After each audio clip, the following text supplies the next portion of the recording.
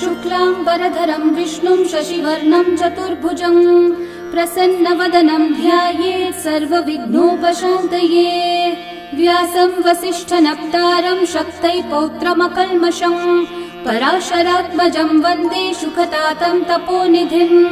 व्यासाय विष्णुरूपाय व्यासरूपाय विष्णवे नमो वै ब्रह्मनिधये वासिष्ठाय नमो नमः।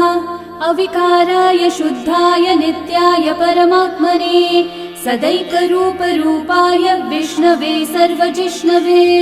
यस्य स्मरणमात्रेण जन्म संसारबन्धनात् विमुच्यते नमस्तस्मै विष्णवे प्रभविष्णवे। ॐ नमो विष्णवे प्रभविष्णवे। श्रीवैशम्पायन उवाच श्रुत्वा धर्मानशेषेण पावनानि च सर्वशः युधिष्ठिरः शान्तनवं पुनरेवाभ्यभाषत। युधिष्ठिर उवाच किमेकं दैवतं लोके किं वाप्येकं परायणं स्तुवन्तः कं कमर्चन्तः प्राप्नुयुर्मानवा शुभम्। को धर्मः सर्वधर्माणां भवतः परमो मतः किं जपन्मुच्यते जन्तुर्जन्म संसारबन्धनात्। श्रीभीष्म उवाच जगत्प्रभुं देवदेवम् अनन्तं पुरुषोत्तमं स्तुवन्नामः सहस्रेण पुरुषस्तततोत्थितः तमेव चार्चयन् नित्यं भक्त्या पुरुषम् अव्ययम् ध्यायन् स्तुवन्नमस्यं च यजमानस्तमेव च। अनादिनिधनं विष्णुं सर्वलोकमहेश्वरं लोकाध्यक्षं स्तुवन्नित्यं सर्वदुःखातिगो भवेत्। ब्रह्मण्यं सर्वधर्मज्ञं लोकानां कीर्तिवर्धनं लोकनाथं महद्भूतं सर्वभूतभवोद्भवम्। एष मे सर्वधर्माणां धर्मोऽधिकतमो मतः यद्भक्त्या पुण्डरीकाक्षं स्तवैरर्चैर्नरः सदा। परमं यो महत्तेजः परमं यो महत्तपः परमं यो महद्ब्रह्म परमं यः परायणं। पवित्राणां पवित्रं यो मङ्गलानां च मङ्गलं देवतं देवतानां च भूतानां यो व्ययः पिता यतः सर्वाणि भूतानि भवन्त्यादियुगागमे यस्मिंश्च प्रलयं यान्ति पुनरेव युगक्षये तस्य लोकप्रधानस्य जगन्नाथस्य भूपते विष्णोर्नाम सहस्रं मे शृणु पापभयापहम्। यानि नामानि गौणानि विख्यातानि महात्मनः ऋषिभिः परिगीतानि तानि वक्ष्यामि भूतये। ऋषिर्नाम्नां सहस्रस्य वेदव्यासो महामुनिः छन्दोऽनुष्ठुप् तथा देवो भगवान् देवकीसुतः अमृतांशोद्भवो बीजं शक्तिर्देवकी नन्दनः त्रिसामा हृदयं तस्य शान्त्यर्थे विनियुज्यते। विष्णुं जिष्णुं महाविष्णुं प्रभविष्णुं महेश्वरम् अनेकरूपदैत्यान्तं नमामि पुरुषोत्तमम्। अस्य श्रीविष्णोर्दिव्यसहस्रनामस्तोत्रमहामन्त्रस्य श्रीवेदव्यासो भगवान् ऋषिः अनुष्ठुप्-छन्दः श्रीमहाविष्णुः परमात्मा श्रीमन्नारायणो देवता अमृतांशोद्भवो भानुरिति बीजम् देवकी नन्दनः सृष्टेति शक्तिः उद्भवक्षोभणो देव इति परमो मन्त्रः शङ्ख बृन्नन्दकी चक्रीति कीलकम् शार्ङ्गधन्वा गदाधर इति अस्त्रम् रथाङ्गपाणिरक्षोभ्य इति नेत्रम् त्रिसामा सामगः सामेति कवचम् आनन्दं परब्रह्मेति योनिः ऋतुः सुदर्शनः काल इति दिग्बन्धः श्रीविश्वरूप इति ध्यानम् श्रीमहाविष्णुः प्रीत्यर्थे सहस्रनाम जपे विनियोगः।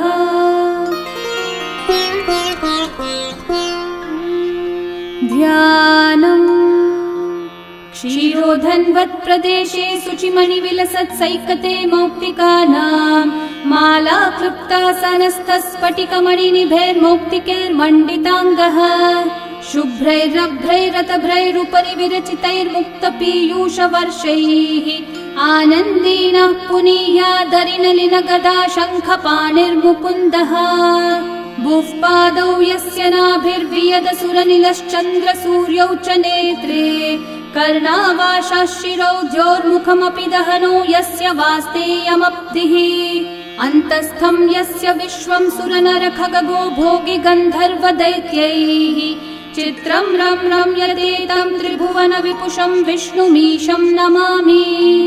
ॐ नमो भगवते वासुदेवाय। शान्ताकारं भुजगशयनं पद्मनाभं सुरेशं विश्वाधारं गगनसदृशं मेघवर्णं शुभाङ्गं लक्ष्मीकान्तं कमलनयनं योगिहृद्ध्यानगम्यं वन्दे विष्णुं भवभयहरं सर्वलोकैकनाथं मेघश्यामं पीतकौशेयवासं श्रीवत्साङ्कं कौस्तुभोद्भासिताङ्गं पुण्योपेतं पुण्डरीकायताक्षं विष्णुं वन्दे सर्वलोकैकनाथम् नमः समस्तभूतानामादिभूताय भूभृते अनेकरूपरूपाय विष्णवे प्रभविष्णवे सशङ्खचक्रं सकिरीटकुण्डलं सपीतवस्त्रं सरसीरुहेक्षणं सहारवक्षस्थलशोभिकौस्तुभं नमामि विष्णुं शिरसा चतुर्भुजम् छायायां पारिजातस्य हेमसिंहासनोपरि आसीनमम्बुदश्याममायताक्षम् अलङ्कृतम् चन्द्राननं चतुर्बाहुं श्रीवत्साङ्कितवक्षसं रुक्मिणी सत्यभामाभ्यां सहितं कृष्णमाश्रये। ॐ विश्वं विष्णुर्वषट्कारो भूतभव्यभवत्प्रभुः भूतकृद्भूतभृद्भावो भूतात्मा भूतभावनः भूतात्मा परमात्मा च मुक्तानां परमागतिः अव्ययः पुरुषः साक्षी क्षेत्रज्ञोऽक्षर एव च योगो योगविदां नेता प्रधानः पुरुषेश्वरः नारसिंहः वपुः श्रीमान् केशवः पुरुषोत्तमः सर्वः शर्वः शिवस्थाणुर्भूतादिर्निधिरव्ययः सम्भवो भावनो भर्ता प्रभवः प्रभुरीश्वरः स्वयंभू शम्भुरादित्यः पुष्कराक्षो महास्वनः अनादिनिधनो धाता विधाता धातुरुत्तमः अप्रमेयो ऋषिकेशः पद्मनाभोऽमरः प्रभुः विश्वकर्मा मनुस्त्वष्टा स्थविष्ठस्थविरो ध्रुवः अग्राह्यः शाश्वतः कृष्णो लोहिताक्षः प्रतर्दनः प्रभुतस्त्रिककुब्धामः पवित्रं मङ्गलं परम् ईशानः प्राणदः प्राणो ज्येष्ठः श्रेष्ठः प्रजापतिः हिरण्यगर्भो भूगर्भो माधवो मधुसूदनः ईश्वरो विक्रमी धन्वी मेधावी विक्रमक्रमः अनुत्तमो दुराधर्षः कृतज्ञः कृतिरात्मवान् सुरेशः शरणं शर्म विश्वरेतः प्रजाभवः अहः संवत्सरो व्याळः प्रत्ययः सर्वदर्शनः अजः सर्वेश्वरः सिद्धिः सिद्धिः सर्वादिरच्युतः वृषा कपिरमेयात्मा सर्वयोगविनिःसृतः वसुर्वसुमना सत्यः समात्मा संमितः समः अमोघः पुण्डरीकाक्षो वृषकर्मा वृषाकृतिः रुद्रो बहुशिरा बभ्रुर्विश्वयोनिःशुचिश्रवाः अमृतः शाश्वतस्थाणुर्वरारोहो महातपाः सर्वगः सर्वविद्भानुः विश्वक्सेनो जनार्दनः वेदो वेदविदव्यङ्गो वेदाङ्गो वेदवित्कविः लोकाध्यक्षः सुराध्यक्षो धर्माध्यक्षः कृताकृतः चतुरात्मा चतुर्व्यूहश्चतुर्दंष्ट्रश्चतुर्भुजः भ्राजिष्णुर्भोजनं भोक्ता सहिष्णुर्जगदादिजः अनघो विजयो जेता विश्वयोनिः पुनर्वसुः उपेन्द्रो वामनः प्रांशुरमोघः शुचिरूर्चितः अतीन्द्रः सङ्ग्रहः सर्गो धृतात्मा नियमो यमः वेद्यो वैद्यः सदा योगी वीरः माधवो मधुः अतीन्द्रियो महामायो महोत्साहो महाबलः महाबुद्धिर्महावीर्यो महाशक्तिर्महाद्युतिः अनिर्देश्य वपुः श्रीमान् अमेयात्मा महाधृतक् महेश्वासो महीभर्ता श्रीनिवासः सतां गतिः अनिरुद्धः सुरानन्दो गोविन्दो गोविदाम्पतिः मरीचिर्दमनोहंसः सुपर्णो भुजगोत्तमः हिरण्यनाभः सुतपः पद्मनाभः प्रजापतिः अमृत्युः सर्वदृक्सिंहः सन्धाता सन्धिमान् स्थिरः अजो दुर्मशनः शास्ता विश्रुतात्मा सुरारिः गुरुर्गुरुतमो धामः सत्यः सत्यः पराक्रमः निमिषो निमिषस्रग्वी वाचस्पतिरुदारधीः अग्रणीर्ग्रामणी श्रीमान् न्यायो नेता समीरणः सहस्रमूर्धा विश्वात्मा सहस्राक्षः सहस्रपात् आवर्तनो निवृत्तात्मा संवृतः सम्प्रमर्दनः अहः संवर्तको वह्निरनिलो धरणीधरः सुप्रसादः प्रसन्नात्मा विश्वदृग्विश्वभुग्विभुः सत्कर्ता सत्कृतः साधुर्जन्मुर्नारायणो नरः असंख्येयो प्रमेयात्मा विशिष्टः शिष्टकृच्छुचिः सिद्धार्थः सिद्धसङ्कल्पः सिद्धिदः सिद्धिसाधनः वृषाही वृषभो विष्णुर्वृषपर्वा वृषोदरः वर्धनो वर्धमानश्च विविक्तः श्रुतिसागरः सुभुजो दुर्धरो वाग्मी महेन्द्रो वसुदो वसुः नैकरूपो बृहद्रूपः क्षिपिविष्टप्रकाशनः ओजस्तेजोद्युतिधरः प्रकाशात्मा प्रतापनः रिद्धस्पष्टाक्षरो मन्त्रश्चन्द्रांशूर्भास्करद्युतिः अमृतांशूद्भवो भानुः शशबिन्दुः सुरेश्वरः औषधं जगतः सेतुः सत्यधर्मः पराक्रमः भूतभव्यभवन्नाथः पवनः पावनो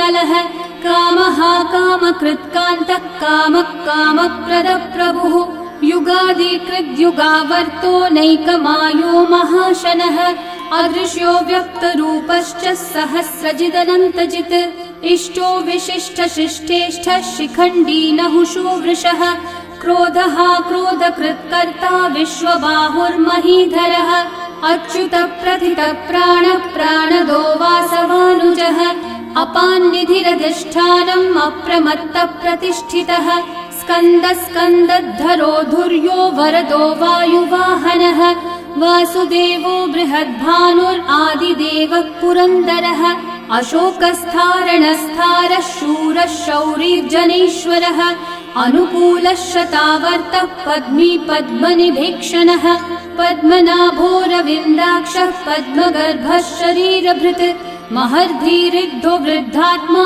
महाक्षो गरुडध्वजः अतुलः शरभो भीमः समयज्ञो हविर्हरिः सर्वलक्षणलक्षण्यो लक्ष्मीवान् समितिञ्जयः विक्षरो रोहितो मार्गो हेतुर्दामोदरः सहः महीधरो महाभागो वेगवानमिताशनः उद्भवक्षोभणो देवः श्रीगर्भः परमेश्वरः करणं कारणं कर्ता विकर्ता गहनो गुहः व्यवसायो व्यवस्थानः संस्थानस्थानदो ध्रुवः परर्धि परमस्पष्टः तुष्टः पुष्टः शुभेक्षणः रामो विरामो विरतो मार्गो नेयो नयो नयः वीरशक्तिमतां श्रेष्ठा धर्मो धर्मविदुत्तमः वैकुण्ठः पुरुषः प्राणः प्राणदः प्रणवपृथुः हिरण्यगर्भः शत्रुघ्नो व्याप्तो वायुरधोक्षजः ऋतुः सुदर्शनः कालः परमेष्ठी परिग्रहः उग्रः संवत्सरो दक्षो विश्रामो विश्वदक्षिणः विस्तारस्थावरस्थाणु प्रमाणं बीजमव्ययम् अर्थोऽनर्थो महाकोशो महाभोगो महाधनः अनिर्विण्णस्थविष्ठो भूर्धर्मयूपो महामखः नक्षत्रनेमिर्नक्षत्री क्षामः समीहनः यज्ञयुज्यो महेज्यश्च क्रतुः सत्रं सतां गतिः सर्वदर्शी विमुक्तात्मा सर्वज्ञो ज्ञानमुत्तमम् सुव्रतः सुमुखः सूक्ष्मः सुघोषः सुखदः सुहृत् मनोहरो जितक्रोधो वीरबाहुर्विदारणः स्वापनः स्ववशो व्यापी नैकात्मा नैककर्मकृत् वत्सरो वत्सलो वत्सी रत्नगर्भो धनीश्वरः धर्मगुग्धर्मकृद्धर्मी सदसक्षरमक्षरम् अविज्ञाता सहस्रांशूर्विधाता कृतलक्षणः गभस्तिनेमि सत्त्वस्थः सिंहो भूतमहेश्वरः आदिदेवो महादेवो देवेशो देवभृद्गुरुः उत्तरो गोपतिर्गोप्ता ज्ञानगम्यः पुरातनः शरीरभूतभृद्भोक्ता कपीन्द्रो भूरि दक्षिणः सोमपो मृतपः सोमः पुरुजित्पुरुसत्तमः विनयोजयः सत्यसन्धो दाशारः सात्वतां पतिः जीवो विनयिता साक्षी मुकुन्दोमितविक्रमः अम्भो निधिरनन्तात्मा महोदधिशयोऽन्तकः अजो महार्हः स्वाभाव्यो जितामित्रप्रमोदनः आनन्दो नन्दनो नन्दः सत्यधर्मा त्रिविक्रमः महर्षि कपिलाचार्य कृतज्ञो मेदिनीपतिः त्रिपदस्त्रिदशाध्यक्षो महाशृङ्गकृतान्तकृत् महावराहो गोविन्दः सुषेणः कनकाङ्गदी गुह्यो गभीरो गहनो गुप्तश्चक्रगदाधरः वेधास्वाङ्गोजितः कृष्णो दृढसङ्कर्षणोच्युतः वरुणो वारुणो वृक्षः पुष्कराक्षो महामनाः भगवान् भगहानन्दी वनमाली हलायुधः आदित्यो ज्योतिरादित्यः सहिष्णुर्गतिसत्तमः सुधन्वा खण्डपरशुर्दारुणो द्रविणप्रदः दिवस्पृक् सर्वदृग्व्यासो वाचस्पतिरयो निजः त्रिसामासामगः सामन्निर्वाणं भेषजम्भिषक् सन्न्यासकृच्छमः शान्तो निष्ठा शान्तिपरायणम् शुभाङ्गः शान्तिदः सृष्टा कुमुदः कुवलेशयः गोहितो गोपतिर्गोप्ता वृषभाक्षो वृषप्रियः अनिवर्ती निवृत्तात्मा संक्षेप्ताक्षेमकृच्छिवः श्रीवत्सवक्षा श्रीवास श्रीपति श्रीमतांवरः श्रीधर श्रीश श्रीनिवास श्रीनिधि श्रीविभावनः श्रीधर श्रीकर श्रेय श्रीमान् लोकत्रयाश्रयः स्वक्षस्वङ्गः शतानन्दो नन्दिर्ज्योतिर्गणेश्वरः विजितात्मा विधेयात्मा सत्कीर्तिश्चिन्न संशयः उदीर्णः सर्वतश्चक्षुरनीशः शाश्वतस्थिरः भूषयो भूषणो भूतिर्विशोकः शोकनाशनः अर्चिष्मान् अर्चितः कुम्भो विशुद्धात्मा विशोधनः अनिरुद्धो प्रतिरथः प्रद्युम्नोमितविक्रमः कालनेमी निहावीरः शौरी शूरजनेश्वरः त्रिलोकात्मा त्रिलोकेशः केशवः केशिहा हरिः कामदेवः कामपालः कामी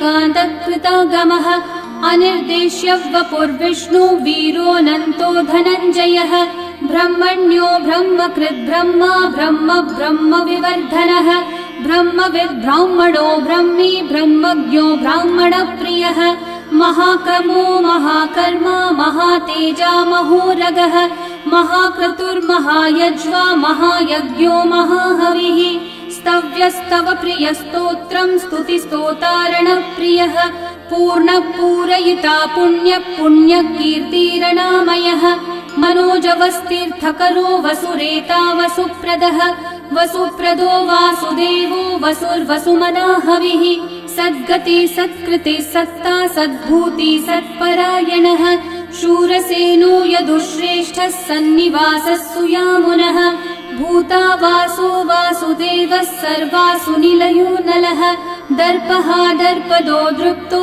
दुर्धरोऽथा पराजितः विश्वमूर्तिर्महामूर्तिर्दीप्तमूर्तिरमूर्तिमान् अनेकमूर्तिरव्यक्तः शतमूर्तिशताननः एकोनैकः स वः किं यतत्पदमनुत्तमम् लोकबन्धुर्लोकनाथो माधवो भक्तवत्सलः सुवर्णवर्णो हेमाङ्गो वराङ्गश्चन्दनाङ्गदे वीरः विषमः शून्यो घृताशीरशलश्चलः अमानी मानदो मान्यो लोकस्वामी त्रिलोकधृक् सुमेधामेधजो धन्यः सत्यमेधाधराधरः तेजो वृषो द्युतिधरः सर्वशस्त्रभृताम्बरः प्रग्रहो निग्रहो व्यग्रो नैकः शृङ्गो गदाग्रजः चतुर्मूर्तिश्चतुर्बाहुश्चतुर्व्यूहश्चतुर्गतिः चतुरात्मा चतुर्भावश्चतुर्वेदविदेकपात्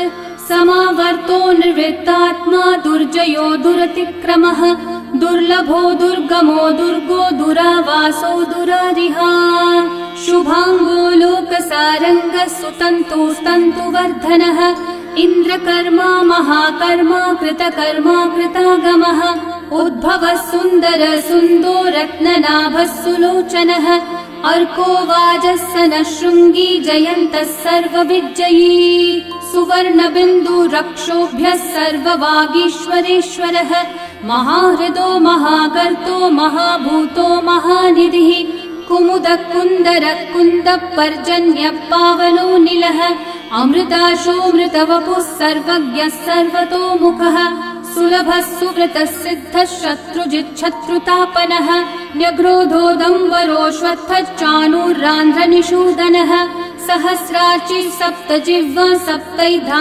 सप्तवाहनः अमूर्तिरनघोचिन्त्यो भयकृद्भयनाशनः अनुर्बृहत्कृशस्थूलो गुणवृन्निर्गुणो महान् अधृतस्वधृतस्वास्य प्राग्वंशो वंशवर्धनः भारभृत्कथितो योगी योगीशः सर्वकामदः आश्रमश्रमणश्रामः सुपर्णो वायुवाहनः धनुर्धरो धनुर्वेदो दण्डो दमयिता दमः अपराजितः सर्वसहो नियन्ता नियमो यमः सत्त्ववान् सात्विकः सत्यः सत्यधर्मपरायणः अभिप्रायप्रियार्होर्हः प्रियकृत्प्रीतिवर्धनः विहाय स गतिर्ज्योतिः सुरचिर्हुतभुक् विभुः रविर्विरोचनः सूर्यः सविता रविलोचनः अनन्तो हुतभुग्भोक्ता सुखदो नैकजोऽग्रजः अनिर्विण्णः सदा मर्षि लोकाधिष्ठानमद्भुतः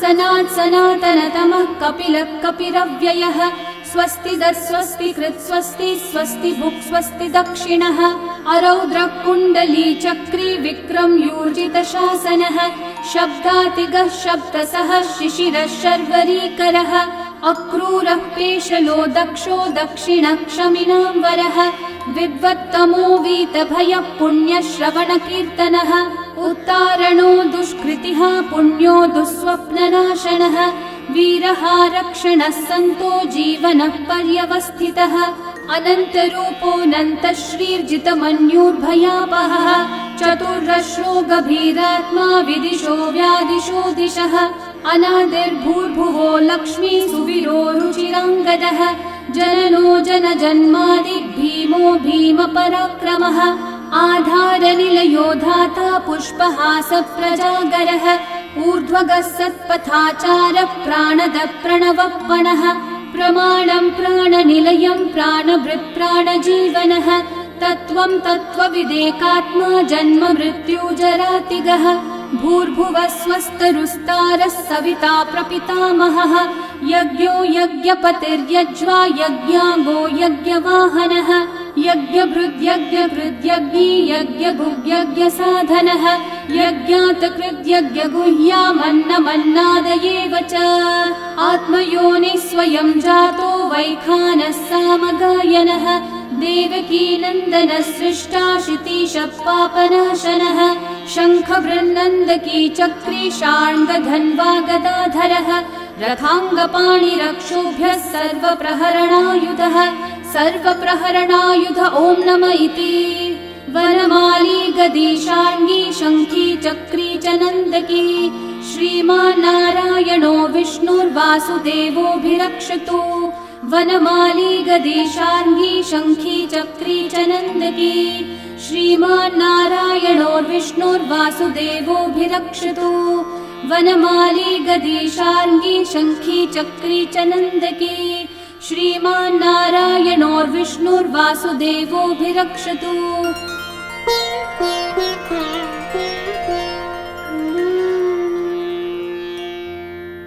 इतीदं कीर्तनीयस्य केशवस्य महात्मनः नाम्नां सहस्रं दिव्यानामशेषेण प्रकीर्तितम्।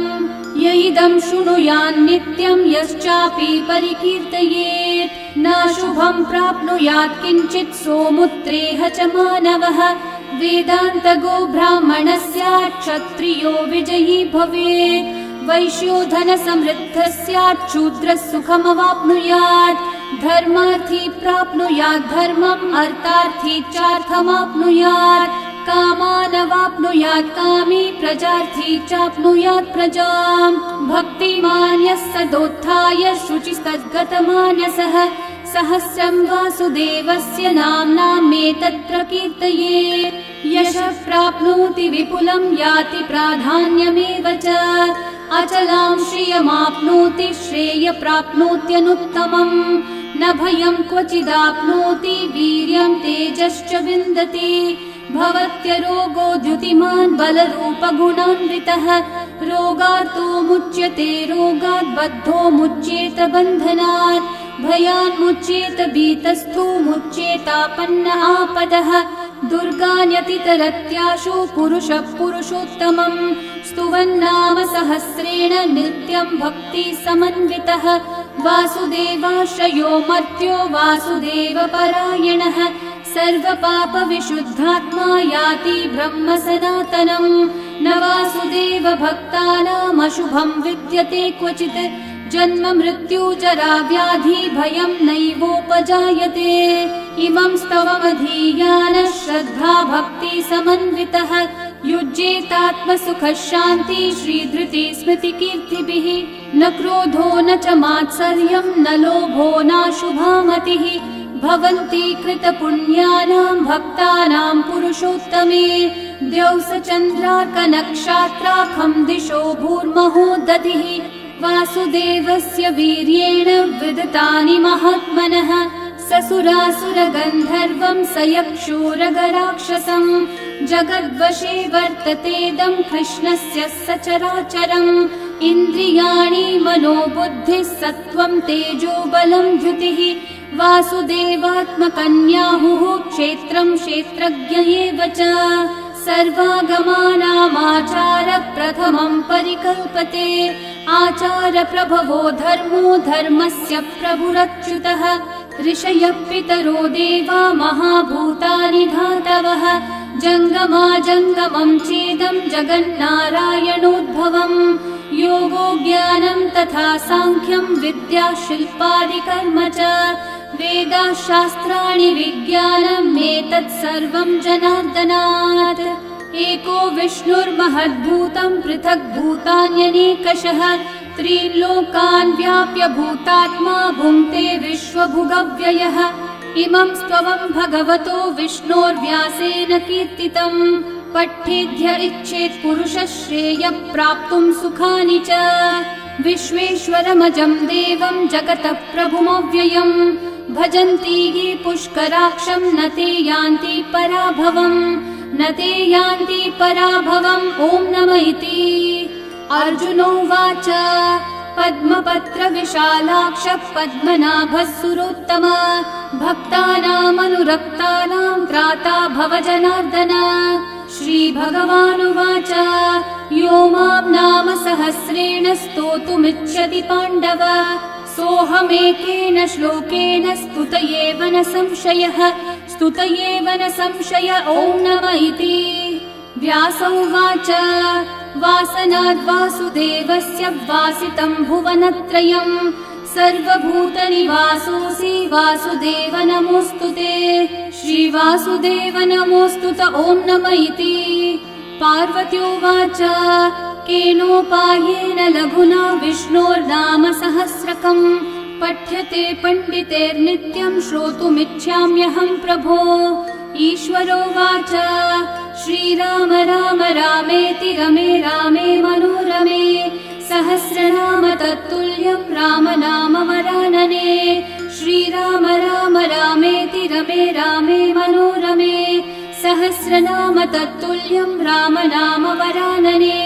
श्रीराम राम रामेति रमे रामे मनोरमे सहस्रनाम तत्तुल्यं रामनाम वरानने श्रीरामनाम वरानन ॐ नम इति ब्रह्म उवाच नमोऽस्त्वनन्ताय सहस्रमूर्तये सहस्रपादाक्षि शिरोरुबाहवे सहस्रनाम्ने पुरुषाय शाश्वते सहस्रकोटियुगधारिणे नमः सहस्रकोटियुगधारिण ॐ नम इति सञ्जय उवाच यत्र योगेश्वर कृष्णो यत्र पार्थो धनुर्धरः तत्र श्रीर्विजयो भूतिर्ध्रुवा नीतिर्मतिर्मम श्रीभगवानुवाच अनन्याश्चिन्तयन्तो मा ये जनाः पर्युपासते तेषां नित्याभियुक्तानां योगक्षेमं वहाम्यहम् परित्राणाय साधूनां विनाशाय च दुष्कृतां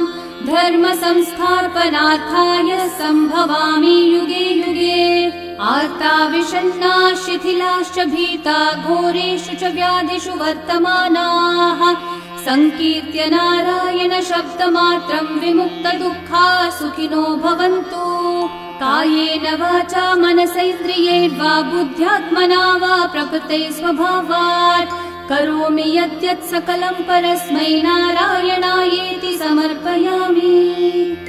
श्री विष्णु सहस्रनाम स्तोत्रं सम्पूर्णम्।